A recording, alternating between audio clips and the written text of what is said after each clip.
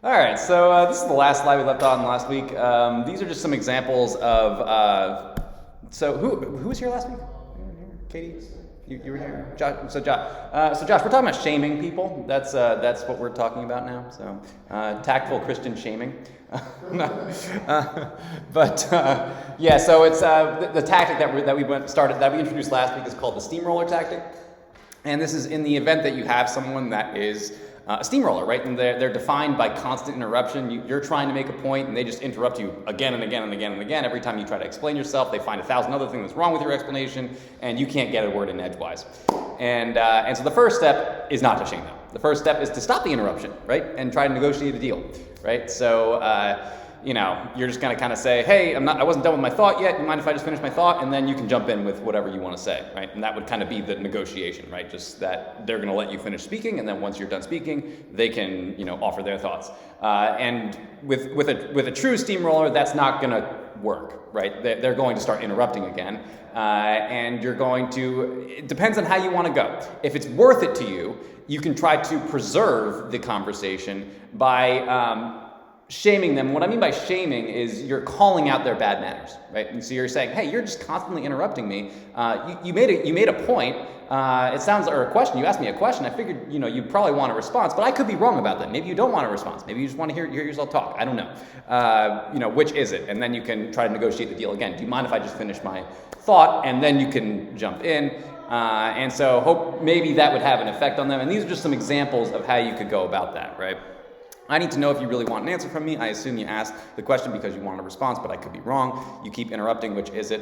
Kind of the most aggressive one, although that one's pretty aggressive. The bottom one's probably the most aggressive. It says, here's what I have in mind. You make your point, and I'll listen.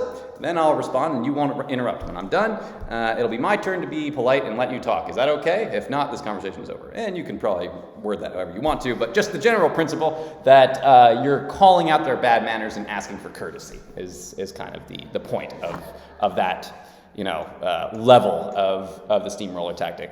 And then the final level to it. Any questions on that? Pretty straightforward. It's like asking to have an actual. Basically, yes. It's not a monologue. Yep.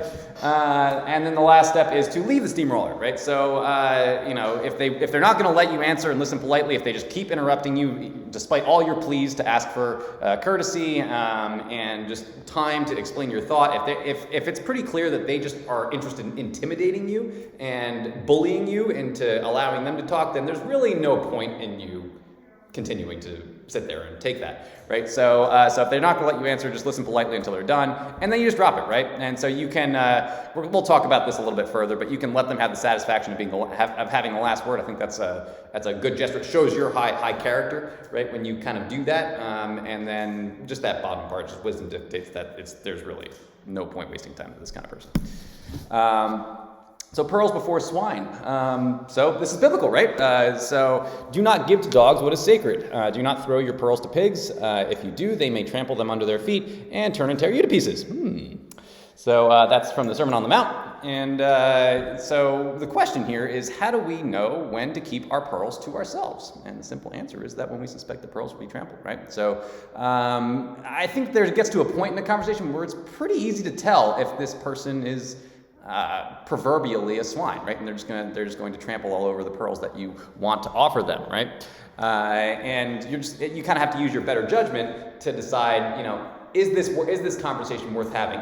Are they going to, in any world, are they going to respond in a favorable way to the wisdom that, it's not my wisdom, right? This is the wisdom of God that I'm trying to give them. Or are they just going to reject it in every which way and, try to question my own character and, drag me through the mud? There's really no point in doing that. The one exception to this, and I kind of brought this up last week, at which you might want to throw some pearls before swine, is if the point is not to get the other person to see your view, right? So in a formal debate setting, you're not trying to get the other person to see your view. It's very unlikely that the person that you're debating is going to come to your side, right? The point is for the audience, right? And so at that time, maybe you want to throw some pearls out there, not for the other person, but for the audience out there, right? And so that's just kind of something to keep in mind. All right. So at this point, we're going to stop the steamroller, right? So we're going to do a little interactive activity. So we're all going to find a partner to practice step number 1. I guess I'll partner up with someone. So whoever wants to be my partner can be my partner. But I have a series of questions, and I have some easy ones and some hard ones. So I think most of you have been consistently taking my class long enough that you could do some of the harder ones. But I have some easy ones too, right? So these are some example questions, right? So easy ones like, what is your favorite television show and why? What are the top 3 items on your bucket list, right? So things that like I think most of us can probably think up pretty quickly as to how we might respond to that. And so the person asking the question is going to be the steamroller, and then the other person is going to be the Christian, right? Who's being steamrolled, and you're going to try to respond to the question. And then this is the hard part. If you're the one asking the question, you have to now steamroll, right? I don't know if any. I feel like no one in this class is a steamroller, like even close to a steamroller. So we got to try to get into the steamroller mindset and just badger that person, right? So just kind of roll right over them. That's a terrible television show. I hate that television show. Why would you ever want to watch that? It's just sappy, and it's just come up with as many like offenses as that, Christian offenses as you can. That would be appropriate for a Sunday school setting, I guess. And then the Christian is now going to use those 3 steps. Okay, so before we jump into it, what's the first step to confronting a steamroller or to trying to counteract a steamroller? You remember step number 1. Right, so stop the interruption. So how do you do that? Just like politely be like, hey, I haven't finished my, you're interrupting, can I finish my point? Right. Yeah, so the two steps, right, is that you kind of stop them, where you kind of just, hey, that I wasn't done, and then the second step is just to negotiate that deal, right? And then the second step? Shame, right. And all shame is, you're just asking for courtesy, right? And you're not just asking for courtesy, you're calling out their lack of courtesy, right? And you're saying that you're not meeting up to what a normal courteous conversation would operate by, or how that would normally operate, and hopefully that kind of mitigates their interrupting. And then finally you can just leave the conversation. So we'll see if we can kind of move through those 3 steps. Maybe we, if we're good enough steamrollers, we'll have to move into shame, and then and then finally eventually the other person will just, I'm done with you. But okay. So, and like I said, so you can do either easy or hard. So the hard questions are kind of some of those questions that we might have done earlier in this class or even in the previous class, right? So some of those tough biblical, apologetic type questions, and see if you can, come up with somewhat of a response, as best you can. But the focus of this isn't really on the response; it's really on your ability to stop the steamroll. So don't worry if you don't have like a well thought out apologetic response to, why do Christians think that they can call a woman what she can and can't do with their body, right? So if you don't have that well hashed out, don't worry about it. This is just about steamrolling. So, all right. I guess I can probably just be your partner, right? So that probably works. And then Josh and Ryan. You don't have to. I don't put that on here. Well, you're going to switch roles, so our steamroll will be right. All right. Here we go. Let's just put this up here. Sure. All right, what do you want to do first?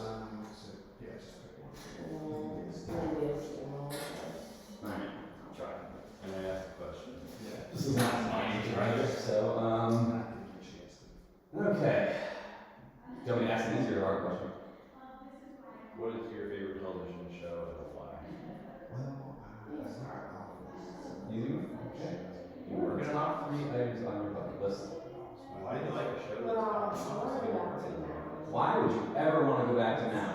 Now is a terrible place to go. That's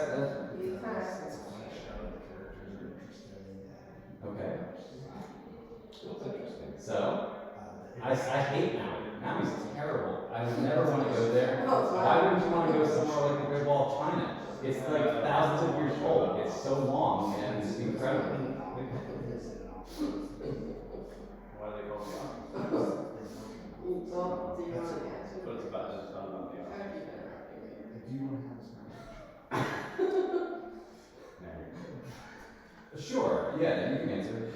Okay, Maui, and then I don't want to swim with the dolphins. Well, why? That's not a different place. So when you probably swim with dolphins in Maui, why? That's not. Those are two separate things. Yeah. So I asked for your top 3. So far, you only gave me 1 because you can swim with dolphins in Maui. Okay, well, yeah, I'll finish. Anywhere in the world, I would like to go to. Well, what's your book about? It's probably not very good. I've been You want to hear it? Oh, sure. Because you asked me questions. You never answered. So I don't know if you're actually. That's what I know. In the summertime, it's not. Alright. I feel bad now. So you can Okay. keep going. So now you can ask one like there. Next one, that's. I love the United States. I want to see more of our country. Alright. I don't really care. Actually, I want to talk about my top 3 items on my bucket list. I want to go skydiving. Yeah. You're able to stop You and can't like like explain why I like long games. Mercy. So I like to go fishing. And really good fishing. I figured it would go this way, but you know, it's good to practice, I guess. I think I've asked for. Alright, Speak my. you want to try the steamroller? Okay. Do you want to Agree to disagree. I'll try it. Where would I put this? I don't know. My heart's not really in answering the question anymore. Alright. I think we'll just agree to disagree. Why did you question us and tell women that you can't like into the country? Well, because it's not really about everybody, it's about Are you a woman? No, but I think Well, then how can you tell? I had more things to say. Can you please let me finish my thought and then you can just say. Okay, so I don't think only women can decide whether or not to sell chocolate.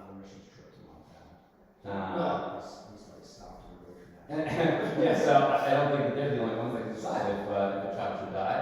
And it's really not really about the woman so much. It's about whether or not it's a human life. It's a parasite. It's in the woman's body. It's taking her. It's wasn't taking her nutrients.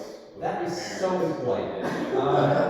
You know, you keep interrupting me, and every time I try to get thought out, you just kind of interrupt me again. You know, you ask me a good question. Well, you're saying stupid things. Keep saying the girls. Well, I think you asked me a good question, and maybe there's stupid things, but I wasn't done. And you keep interrupting me, which is really bad manners. So, would you mind if I just finish my thought, and then you can jump into it? Like, Okay. middle of nowhere. So like I said, it's about whether or not it's a human life, and women don't get to decide. It's the same thing, kill children. Well, again, you're not a woman, so you can't really decide what to do with your body. We're like, you guys want to go fishing? Well, regardless, I'm going in apologetic mode.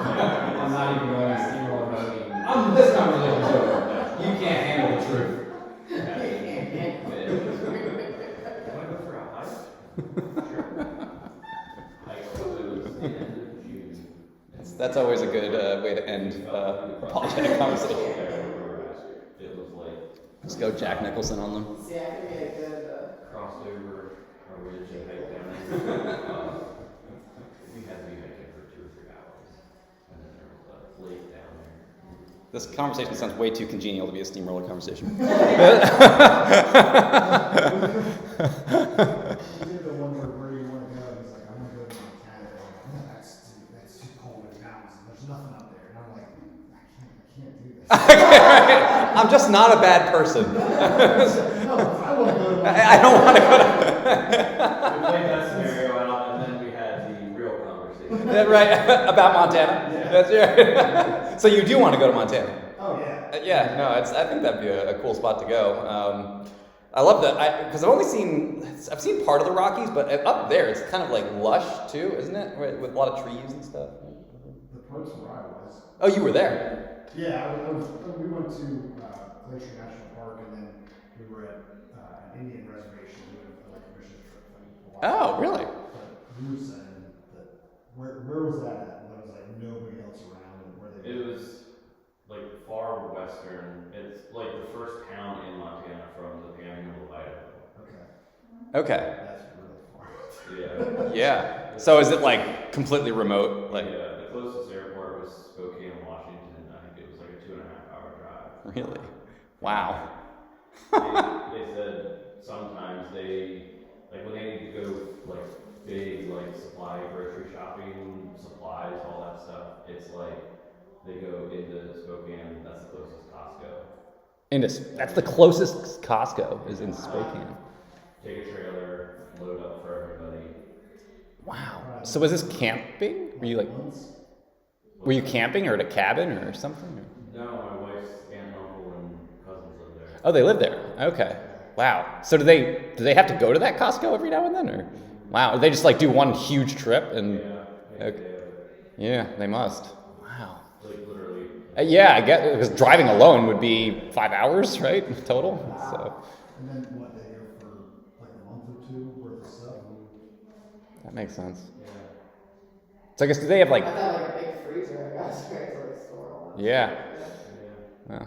That's pretty cool though. I mean, to just do they have neighbors? Each other. Each other, right? Yeah, that's really remote. Wow. Yeah. That's something. Is it like? I'm assuming it's very pretty there, though. Yeah. Oh, that's cool. All right. So how'd it go? By the way, with did it go? Well, I guess you kind of explained it already. It went okay. I know this one was like kind of a weird one. Some of them are, I think, better than others. But if you ever do get in this situation, I think these principles, it's good to remember them, right? Because I think this isn't really an unlikely situation to get in, especially if it's a very vocal. Someone that's hostile towards Christian values, right? And so just kind of knowing to, hey, this isn't really quite fair, just let me finish my thought, and then, tactful Christian shaming, just calling out their bad manners isn't really a bad thing if we want to preserve the conversation, and then just knowing that you do not have to take this at a certain point, you can just leave. And some of it's just common sense. Maybe you guys already knew that, so. But I think it's just important for some people to just know that, yeah, they don't have to endure that type of personality. Okay, grace under fire. So giving an aggressive challenge with the last word is powerful because it conveys a deep sense of confidence in your own view, right? So when you don't really have to be the last word person to make a point, it kind of shows, hey, I kind of wanted to make my point, you wouldn't let me. And I think that to anyone that's really objectively looking at the situation, it's pretty obvious that, you were never given a chance and this person's just kind of, belligerent. And kind of you just kind of taking that high road, I think can speak volumes of your character, right? And then the hard part of this, though, is that last point, don't break the promise, right? Grant them the parting shot and then let it rest. I know that's what I have a hard time with, especially if I know I have a point that I'd like to make and they're just not allowing me to make it. But again, if this person's really just going to try to, bully you into, having them win, then it's just let it go. All right. So, some review. So let's see how you guys do. So, steamrollers are people who, and then try to fill in the blank with whatever word you can. Don't worry about getting the precise word, just kind of the overall thought, right? They're people who blank you with their blanks. And there's probably a few things that can fit in there. Maybe overwhelm you with their questions. Good. Yeah, that's definitely like one way you could put that. The way that it was put in the book, which again is just an alternative, is they try to overpower you with their strong personalities. But yeah, you could have overwhelm you with their strong personalities. You can have overpower you with their questions. There's a lot of things you can throw in there. The defining characteristic of a steamroller is blank. Constant interruption. Good job. The first step in dealing with a steamroller is to blank graciously but firmly, then blank.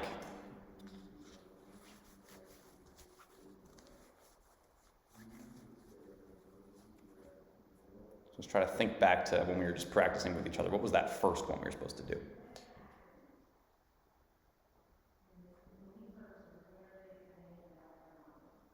Just get them to stop graciously. Good. Yep, that's it. And then that second part.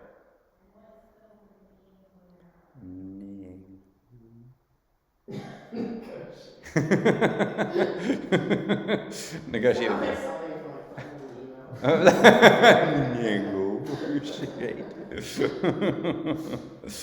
Good, yeah. So stop them graciously but firmly, and then negotiate a deal. The second step in dealing with the steamroller is to blank by asking in a very direct way for blank. To shame them Mm-hmm. by asking directly for just courtesy. Good. Yep. And then the third step in dealing with the steamroller is to blank. Let him have the blank, or the last blank, and then blank. Blank, blank, blank. Blank, blank, blank, blank. Is to leave. Mm-hmm. Let them know the last word. Let it go. Good job. Perfect. Common ground. Okay, so it can be helpful to frame your comments in the context of the other person's interests or field, right? I think often this is like easiest, implemented with someone that you know, right? Because you know their interests, right? You know kind of how their brain works and what they're going to respond to. And so this is probably the most successful setting for this. Not that you can't do it with someone that you're just meeting for the first time, but you might have to ask them a few questions ahead of time, right? Yeah, what do you do for a living? What are your interests? Hopefully if you can gather some of that information, then maybe you can frame their, the way that you respond in your response. So the example that was given in the book was if an attorney tells you that she can't believe in a soul because it can't be measured, then you can ask, how do you scientifically measure motive, right? And so basically these type of people think that the only things that you can know for sure are things that are material, right? Things that you can see, smell, taste, touch. But there are all sorts of things that we know exist that are not like that, right? That motive, for example, you can't, anything in the conscious realm, consciousness, you can't measure consciousness. I mean, you can measure brain waves, but that's not the same thing as the experience of consciousness, right? And so there's a lot of things out there that, love, I mean, how do you measure love, right? You can have come up with some standardized measure, like test or something like that, but still, it's just a subjective test. It's not really a weight. How much do you love me? And it's not a poundage of how much you love someone. Kind of a good example of this that someone told me somewhat recently, probably in the past couple of years, that I think kind of works as an example for this is, say hypothetically that your child comes home, they're a teenager at this point, and they start singing the praises of communism, right? Let's just say that starts happening. What you could do is, in order to frame communism in their world, to kind of show them the absurdity of something like communism, is you can put it into high school talk, right? And that is in the form of report cards, right? So we know that communism, right, is kind of this equal distribution of wealth regardless of skill or anything like that. And so what that would mean is, to a high schooler, let's imagine that you're a good student, right? You like studying, well, I don't know if you like studying, but you're a good studier, right? You work hard for your grades, you get A's, you work hard in sports and everything that you do, and you get results because of that. Now, let's just imagine that you also have a friend who doesn't do any of that, right? They don't study at all, they just kind of goof off with their friends, they're out smoking pot and all that, and what's going to happen in our new communist school is we're just going to level off all the grades. We're going to, you were supposed to get an A, but you know what? That person next to you that was goofing off, they were going to get an F. So what we want to do is we want to make sure we could raise that grade up to a C by taking your A and giving it to them, right? And so that way everyone gets C's and all is well in the world. Does that sound fair to you? High schoolers going to be like, no, that's unjust. That's terrible. I worked hard for that A, right? Indeed. This is why communism is absurd, right? And so you took like a concept and you put it into a language that they understand, because often high schoolers don't really understand the fine mechanics of economics or the education system or medicine or whatever and all the ramifications of that. And so you put it into a context that they can understand and they will get your point. Right? And so that was said to me. I thought that was really clever. I didn't come up with that. That was someone said that to me. I'm like, man, that's a really good way of communicating the absurdity of communism to a kid. So, and actually helped me understand it better at the same time. So, yeah. But it's easier to persuade the person because they see your point due to things that they already know to be true, right? So, any comments on that? Anyone have any good common ground examples that they've kind of? That was just one that I thought of at the top of my head over the course of the week. So. A lot of times those are more like analogies sometimes to get you to talk in the same language. Right. Just yesterday, I had ordered a very specific piece of wood for the house. specific beam. Okay. And they ordered me the wrong thing, and they ordered me like the most common piece of wood that anybody would have. Okay. But I knew if I tried to explain this to Caitlin, she would have no clue. So I'm like, that would be like you going to a grocery store and asking them to special order you a dozen eggs. Like, they've got plenty on the shelf. Why would you special order something that simple? Right. Like in this, it's just finding, and if you don't know the person, just something in society that they would register with. Right. Yeah. To make an analogy for. Yeah. No, that's a good way of putting it. Yeah, just a way of making an analogy for someone that maybe wouldn't understand whatever thing that you're talking about. So very good. Cool. And then the last one is teaching an old dog new tricks, right? So very few people quickly admit their beliefs are wrong. This is just something that's generally true for most people, right? Is that they're not, especially if it's something that they've kind of acquired over a long period of time, a certain belief system that they've had for, potentially decades, is that it's difficult to kind of move that, ship around. And so we don't want to move too quickly. So sometimes we could take it in piecemeal, and we can simplify an issue by breaking it into smaller parts. And kind of one of the ones that I think, especially in the apologetic or Christian context, where this is kind of an easy one to do that with, is like the existence of God, for example. Right? There's 1,001 different reasons why someone might reject the existence of God, or at least question it. Right?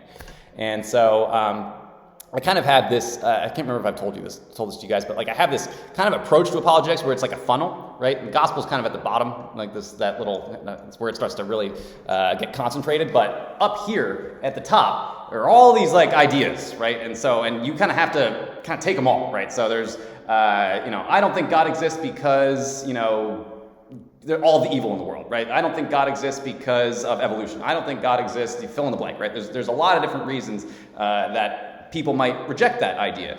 And as you answer each one, then it slowly starts to funnel where they don't have as many questions, and eventually they're ready to hear the bona fide gospel. But there have to be, a lot of questions have to be addressed before you get to that point, right? And so you don't want to move too quickly. And so what you can do in your conversations, because generally I don't think people respond well to, like, unless there's someone that's just like on fire. They have all these like spiritual questions, and they want this conversation. They want to have a 2-hour discussion with you about God or Jesus or something like that.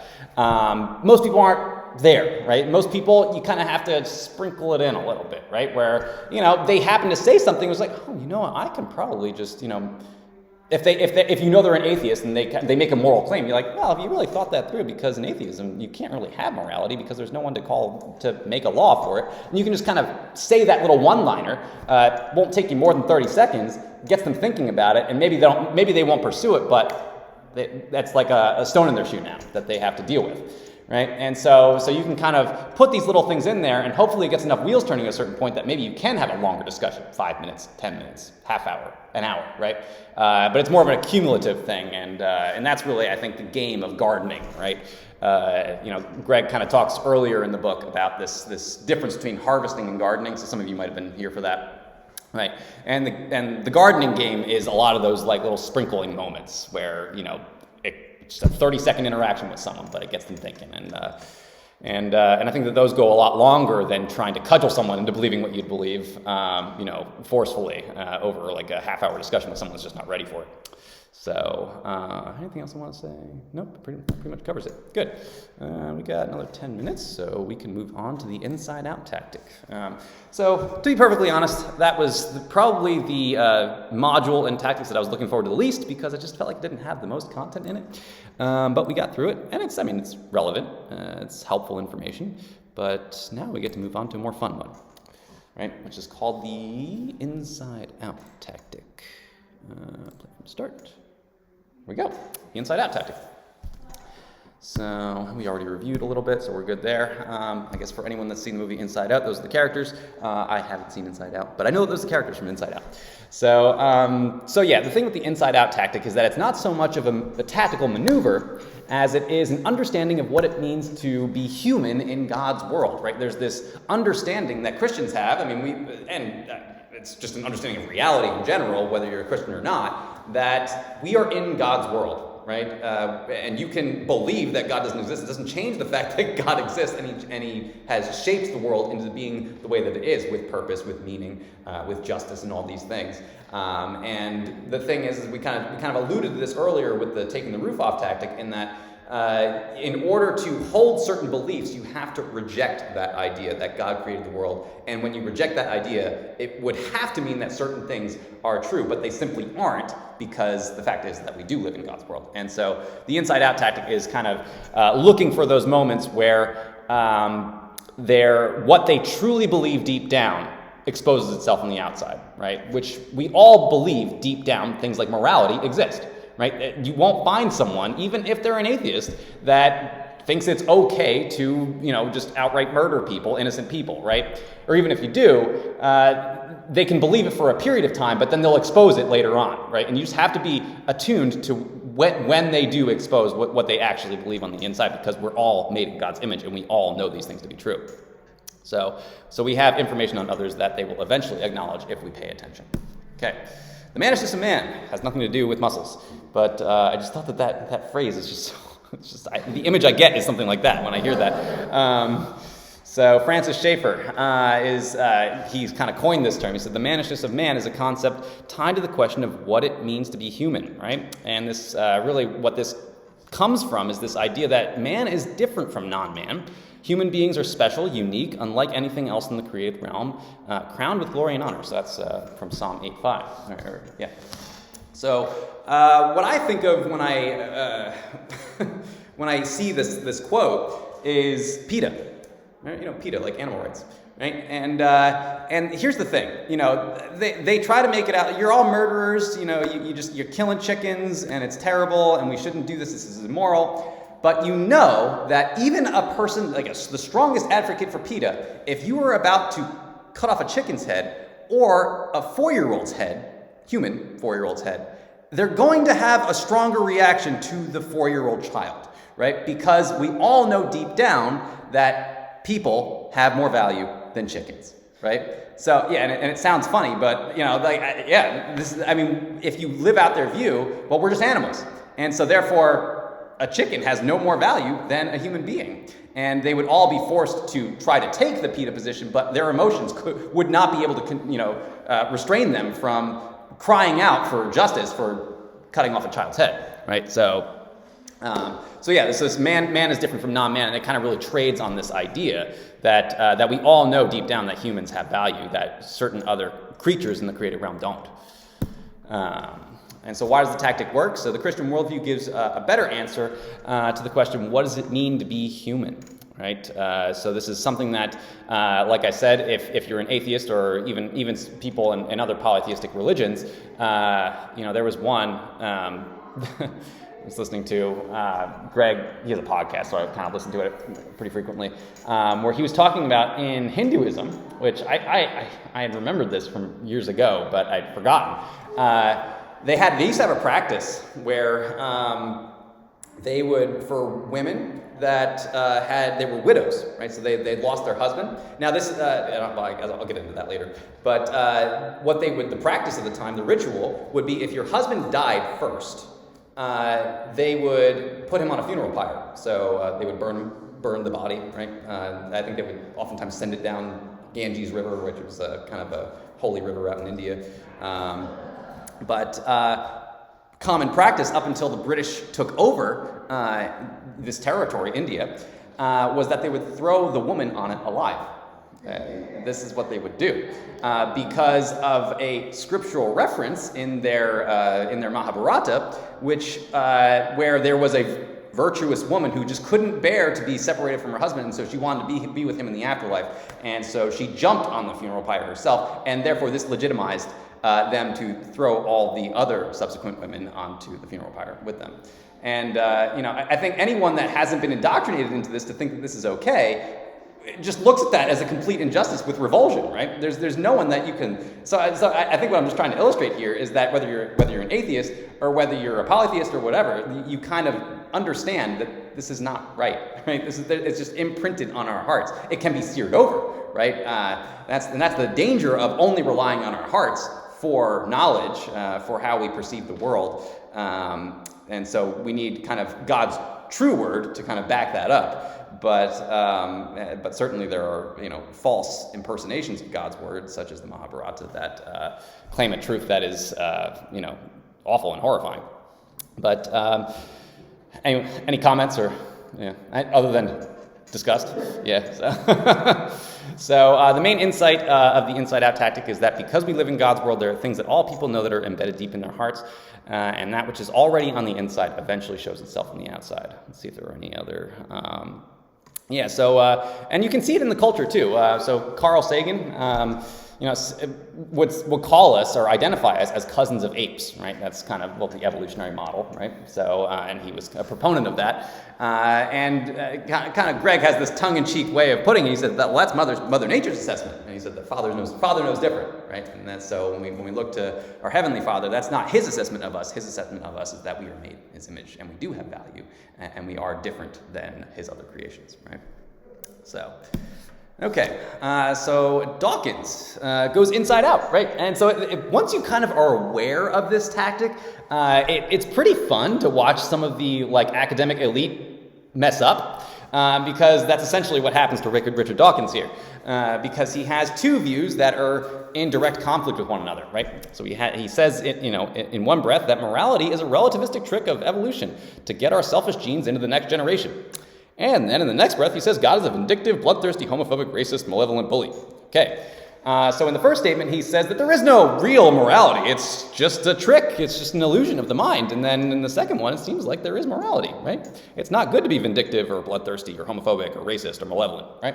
And so what's going on here is what he knows deep down, that these things are bad, right? And some of them you have to kind of unpack a little bit. Like by homophobia, we're talking about hating gays, right? Which Christians do not do. We don't hate gay people. We just want to discourage the sin that they're engaging in, as we do with our fellow Christians that might, have other temptations that they're, predisposed to. So, but it's not good to be vindictive. It's not good to just have a bloodlust, right? These are generally true things because they're objectively immoral. And what we're seeing here is that is Dawkins' deep knowing that there is a transcendent morality coming out in a very real way. And so the second statement is not consistent with the first, and Dawkins' true thoughts were exposed in an unguarded moment. And you'll see this happen. If you know that you're debating an atheist, I would just say, all you have to do is just wait for them to try to make a moral claim or some sort of claim of purpose, right? Because those are the two main things that you'd walk out the door if you're an atheist or an agnostic or something of that nature. Life cannot really have ultimate purpose in a world without God, nor can it have morality. And so it usually doesn't take that long for that crowd, for one of those two things to come out. So let's see, anything else I want to say there? I think we covered that. Good. So what does it mean to be human? So Carl Sagan says, it's another quote from Carl Sagan. I'm really kind of using him as a bad example a lot in this. A smart guy, just not on this subject. But we find ourselves in bottomless freefall, lost in great darkness, and there's no one to send a search party. So, and this would have to be true in a world without God, right? That we're just, there is no trajectory to life. It is just, you're in a state of freefall, right? It doesn't have any kind of goal that it's trying to reach, right? It's just you floating in midair. With no real plan or design or anything like that, right? So it's bleak nothingism, right? And kind of another way of putting this is humans are nothing but cogs in a celestial machine, cosmic junk, the ultimate unplanned pregnancy, nihilism, right? We kind of spoke about this earlier in the class that kind of one of the darkest realities of atheism is that there really is no morally, or how do I put this? Significant difference between suicide and living a life of purpose, however, becoming the president of the United States or just killing yourself, right? Because it's just what is. There isn't a reason that one is better than the other. There's no such thing as good or bad or better or less than or anything like that. But the thing is that no one actually lives this way, right? So the key to the inside-out tactic is that no one actually believes this, right? No one believes that life has no purpose. No one believes that we're in a state of free fall with no, goal. It's something that I kind of, thought of, and it hits me every now and then, is when people are on their deathbed, right? What are they thinking about? You know, what are they thinking about usually? Like if you think about it. Well, like I feel like a lot of, especially atheists, they start really thinking about. You can see that they believe there is an afterlife Mm-hmm. because I think, and I mean they're obviously backwards about it, but it's like, you know, did I do enough good? Right. And you can see that, and it's like, you know, I working in an ICU, I unfortunately saw a lot of people, you know, in their last moments. And Yeah. it's like, some people it's an obvious panic. And then they're also worried about like relationships with other people. Like they're never worried about like career or those kind of things. Like they're worried about, you know, oh, I haven't spoken to this family member in this many years or whatever. But you can see there, I think what like we're really, because like, you know, a lot of atheists will make fun of Christians for believing in an afterlife or whatever, but when they're about, they instinctively know there is something else. And they're panicked because they're not sure where they're going. Yes, right. And that's that really is like I think it's like the pinnacle of the inside out, you know, recognition that there is purpose to life, that there really was a transcendent meaning behind everything that we do. You know, and I think it's that assessment. Did I do enough good? Right? Do people was I loving enough to people? Like these are the things that we really think about when the chips are down at those final moments. And it's not just Christians that are having those thoughts, right? In fact, I think Christians are often having them less because they've been thinking about it the whole time, right? They, you know, throughout their life, they've been, you know, trying to follow Christ. And so there's not this panic all of a sudden at the end, you know, have I done enough, or, you know, am I saved? Because, you know, we know that we're saved not by our works, but we're saved by Christ, for one thing. And we've also been discipling ourselves to Christ the whole time. And sure, there's going to be, we have failings, right? None of us are perfect, and we confess our sins, and we do that we do all of that. But it's not a question in our hearts where it's a burning question for them, you know, at that time. And that's just kind of the inside coming out, is that life sure does have purpose. There is good and bad, and whether or not you actually met up to it is something that needs to be answered before that time. And speaking of time, it's 10 o'clock. So thanks for coming out. Let's just do a quick prayer, and then we'll head on up to worship. Thank you, Lord, for bringing us into your house this morning. To just kind of learn a few tactics in this class, the steamroller tactic, and just trying to graciously deal with people that are just a little bit more challenging in conversations, that might not have the best intentions, but just help us to be a good light for you in those situations, to help them come to consider your truth. And then secondly, with this inside out tactic, you know, just helping people to realize that you are real, right? And that they are imprinted, you know, with your image on them. And this is something that they know deep down, but just help that to come out on the outside too. And that way on the outside, they can embrace you and know deep down in their hearts that if they put their faith and trust in you, that they can have life in you. And it's in Jesus' name that we pray. Amen.